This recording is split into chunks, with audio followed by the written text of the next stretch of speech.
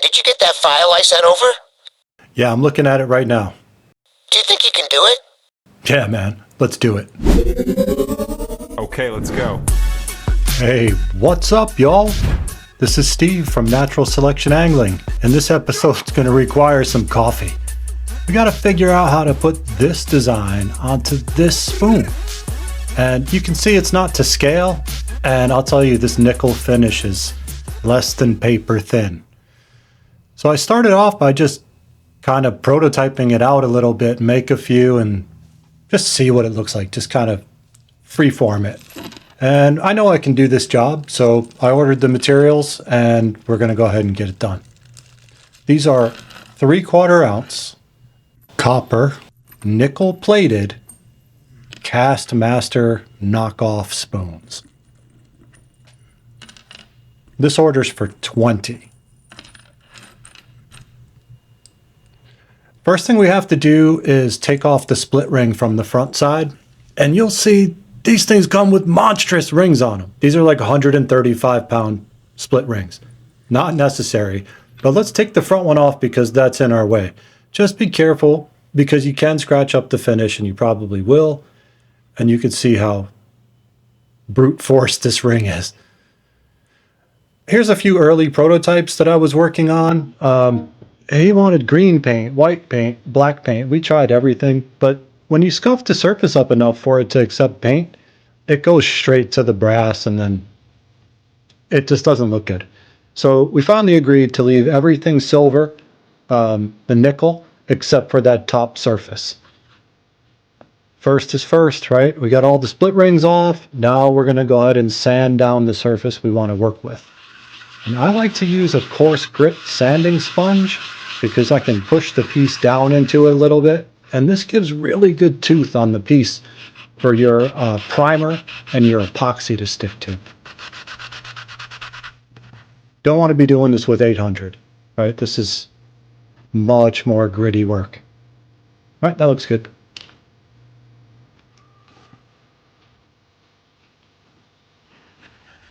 All right, so I'm down to the last one here and getting ready to go on to the next step. Just making sure that they all have really good scuffing on them because this is the only surface that matters on this entire project. So we're going to take care of it. We're going to wipe them down with ISO 99, and this is going to take off any dust and debris, and it's also going to take off any oil from our fingers that might be there. And you can see I'm handling it with my bare hand. It doesn't matter because the side I'm touching is never going to get any paint or any product. I'm only concerned with this oval window on the top surface.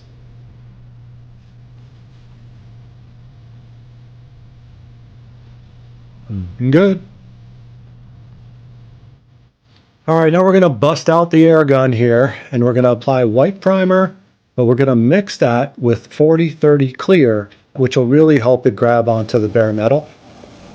And I'm going to go ahead and spray these, and you'll see I'm not going to go very heavy. This isn't a surface that is going to do anything except allow the epoxy to adhere to it.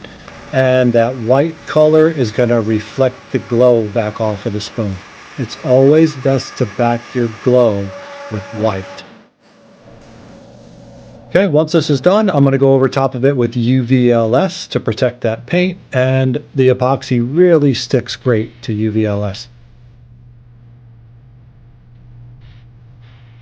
I'm going to start with the hardener, and then I'm going to add this blue glow powder, and I'm going to add about half the volume of the hardener so that when I mix the resin, it comes out to about 4:1 resin to glow powder.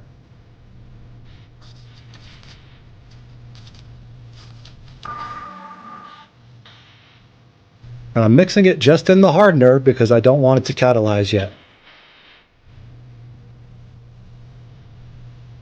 Once I'm ready to move forward with the work, then I'll add the resin.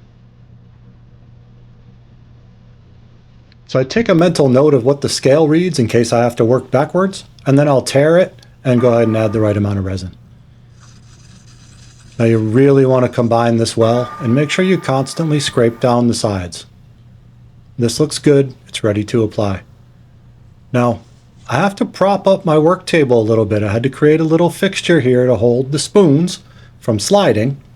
And the reason for this is I have to keep the surface relatively level because this is going to self-level. And you can see the spoon shaped like a wedge. So the way to defeat this is to prop up the nose end of the spoon so that the top surface becomes level. I'll just go ahead and start brushing on the epoxy. You want to be careful and make sure you don't drip a lot over the sides. It doesn't really matter in the end. You can take it back off, but you're going to see when we go through this project, we're going to try to make it easy on ourselves, right? Obviously, we didn't clean up the overspray or anything yet, and there's a method to the madness. I'll explain. All right, we're going to finish these off. Then we're going to wait 6 hours and hit them with another coat with white metallic mica. And then we're going to come back in the morning with a coffee and get started on the next part. I have to scuff them up with a green pad. They look great, but I'm going to scuff them up with a green pad before I move to the next step, which is going to be applying paint. And so we need a roughed up surface for that. Man, these look good. They glow nice. They're good. Yeah, they're popping. Has good coverage, so now we can move on to the next. Now we're going to go ahead and get started with the green ones. So again, we'll start with just the hardener. And then we'll pick up the green glow powder. So again, I'm going to add about half the volume of the hardener of this green glow powder.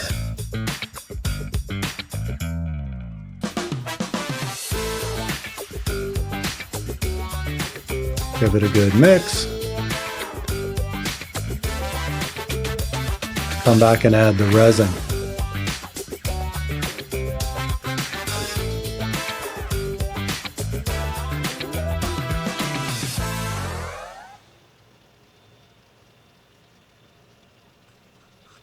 Again, make sure you mix very thoroughly. I'm going to elevate the table. It's calibrated to 1 sanding sponge and 1 roll of green tape in height. And you guys can do the math on that.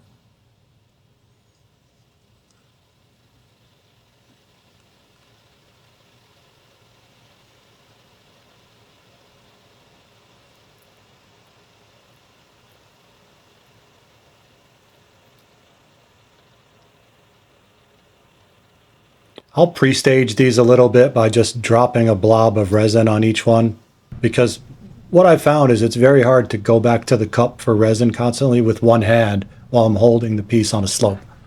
So I just kind of preloaded it and then spread it around. Just QC with your black light. Make sure you didn't miss any spots. I'm like a dental hygienist. I'm making a mental note of where the problems are on which tooth, and I'll go back and fix them. Give them a quick touch up. Okay, 6 hours later, we're going to go ahead and add the next coat. And this time we're going to add some of this white metallic mica powder.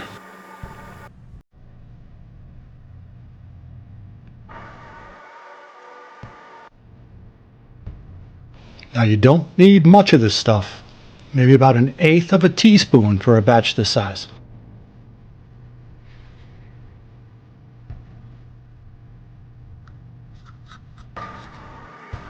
I spend half my life stirring things. The other half is sanding things. I'll add the resin and go ahead and get this mixed up, and it's ready to go.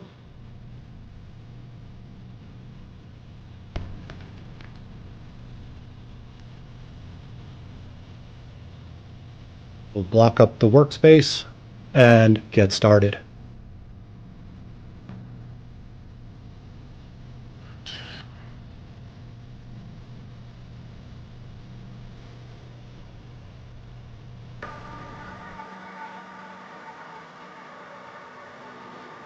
When you're applying this material, you're not really painting it on per se. It's more like you're floating it on, like self-leveling concrete or joint compound. Not really pushing down. It's like floating a bubble of material in front of the brush. So it's just you're pushing the material around almost like it's a squeegee. And I don't know if you can see it in the video, but I can get it really, really close to the edges and get it, you know, looking aesthetically pleasing. Always double check your work.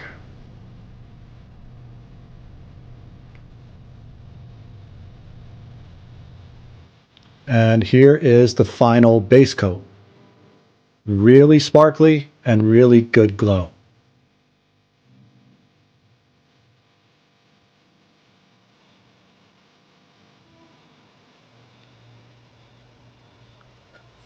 All right, now we have one set of 10 in blue glow and one set of 10 in green glow. And you can see the difference is pretty strong. Now remember this overspray. I'm not going to worry about this because you can see I can take it right off with my fingernail, so it's not a worry. We're just going to leave it there so I don't have to keep cleaning. Now, my GoPro overheated and I lost the entire painting sequence. So I reconstructed some of it for you, but I just used a French curve to create the minnow shape and then a round circle, I guess. Yeah, a circle's round, to make the red eye. And this is a dotting tool. I didn't have one that was big enough to make the white eye, so I just made a dotting tool with UV resin on the end of a paintbrush.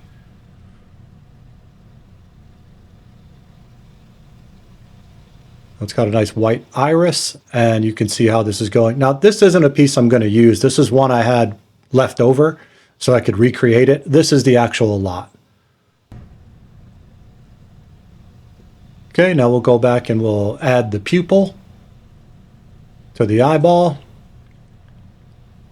And you probably don't remember this, but in the original drawing, there are 5 dots down the lateral line of this bait. It's too busy. There's not enough negative space to allow the glow to work and just make the piece more aesthetically pleasing. So I knocked this down to 3 large dots where the ribs will protrude, and then we'll just add 2 smaller dots in between and split the difference.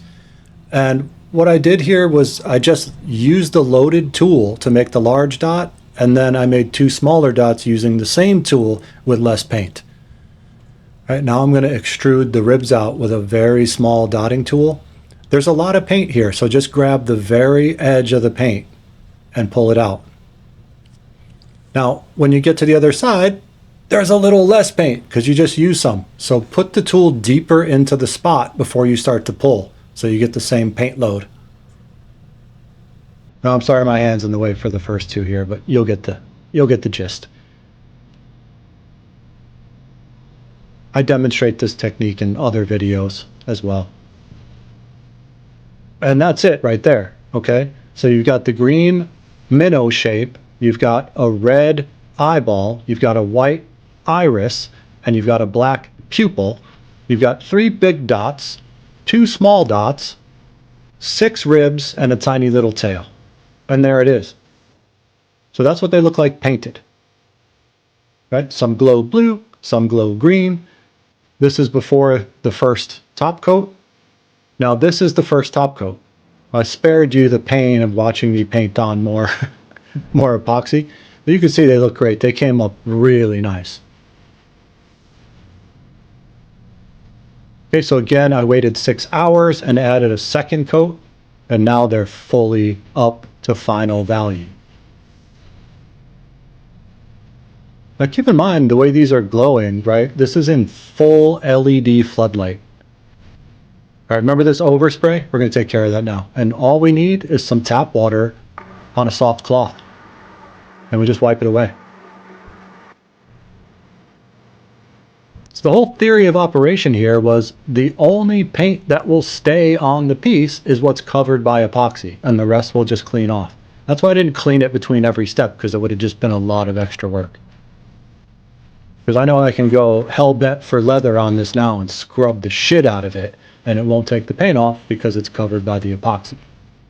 And there it is. Beautiful looking piece. All right, clean them all up. They're looking good. Pretty satisfied with the batch. I mean, it's full on manual, right? So there's a lot of variation between the pieces. It doesn't look like the mechanical drawing looks, but that's okay. That's why we're here, man, to do some art.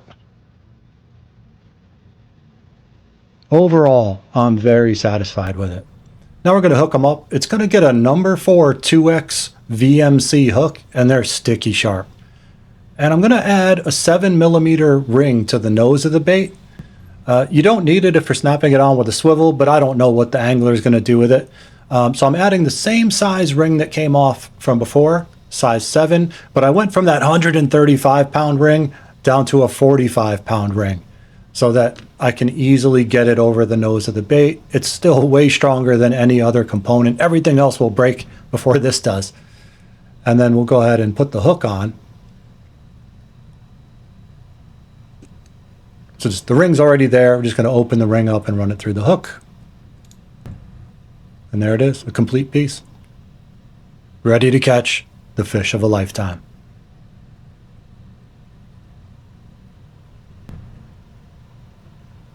So there it is, guys. And wow, what a job. Pretty proud of it. So if you liked this video and you got some value from it, please consider liking and subscribing. I can use all the help I can get to grow a positive community here. In the meantime, take care of yourselves and each other, and I'll catch you on the flip side.